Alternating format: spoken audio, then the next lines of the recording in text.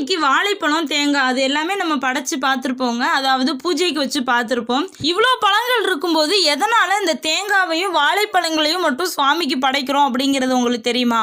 அதை பற்றி இந்த ஒரு வீடியோவில் தெரிஞ்சுக்கலாம். வீடியோக்குள்ளே போகிறதுக்கு முன்னாடி மறக்காமல் என்னோட சேனலை சப்ஸ்கிரைப் பண்ணி வச்சுக்கோங்க. முதல்ல பார்த்தீங்கன்னா வாழைப்பழம் அப்படிங்கிறது எதை குறிக்குது அப்படின்னா, வாழை அப்படிங்கிறது வாழ்வு அப்படிங்கிறது அர்த்தத்தை குறிக்குதுங்க. வாழைப்பழத்தை சுவாமிக்கு வச்சு படைக்கிறது மூலியமா நல்ல ஆயுள் கிடைக்கும் அப்படிங்கிறதையும் நன்மை கிடைக்கும் அப்படிங்கிறதையும் ஒரு நம்பிக்கையாக நம்ம முன்னோர்கள் சொல்லிட்டு இருந்திருக்காங்க. வாழைப்பழத்தை ரொம்பவே சுத்தமான முறையில் சாப்பிடலாம் அப்படிங்கிறதுனால இது வந்துட்டு கடவுளுக்கு படைக்கிறதுக்கு ரொம்ப உகந்த பழம் அப்படின்னு சொல்கிறாங்கங்க.